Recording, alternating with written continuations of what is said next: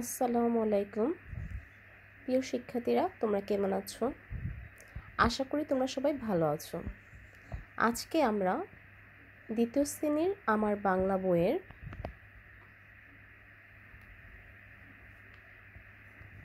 পাঠ 6 পড়ব।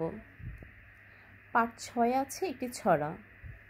ছড়াটির নাম হচ্ছে আয় দেখে যা নাচ।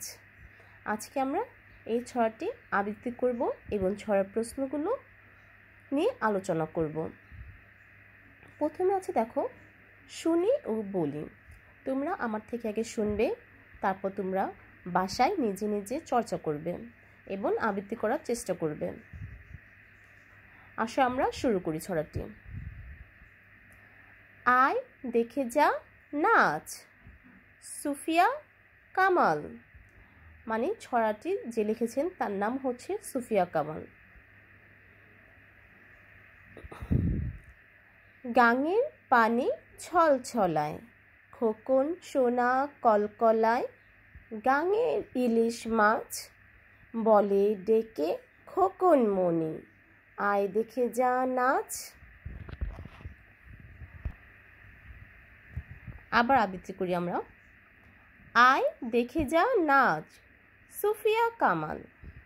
গাঙের পানি ছলছলায়, খোকন সোনা কলকলায়। গাঙের ইলিশ মাছ বলে ডেকে খোকন মনি, আয় দেখে যা নাচ। এবার তোমরা ছড়াটি আবৃত্তি করার চেষ্টা করো।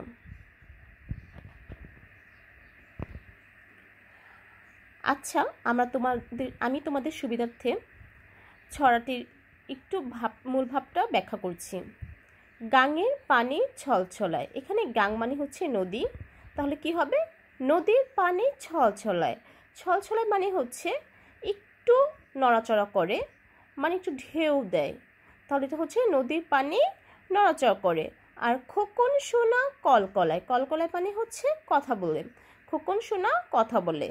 তো এই যে গাঙের ইলিশ মাছ মানে হচ্ছে নদীর ইলিশ মাছ বলে ডেকে খোকন মনি, আয় দেখে যা নাচ। খোকন মনিকে নাচ দেখার কথা বলছেন। এখন এখানে কিছু প্রশ্ন আছে, ছড়াটি বলি, তোমরা ছড়াটি বলবে।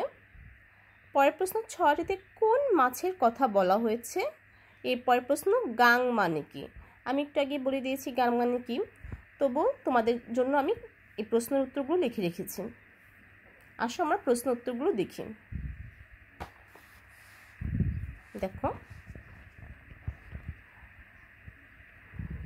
পাঠ 6 আয় দেখে যা নাচ।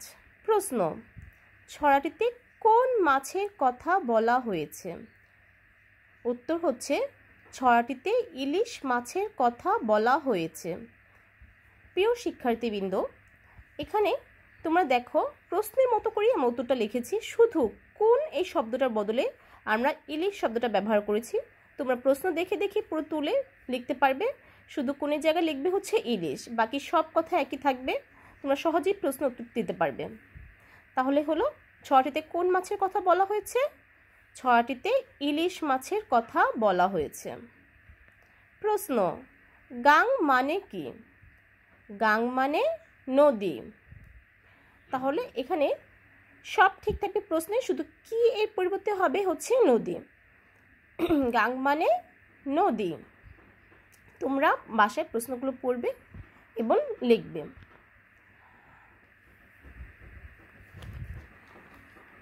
আজকে এই পর্যন্তই। আমার পরবর্তী পাঠ হচ্ছে কার চিহ্ন দিয়ে শব্দ বানাই।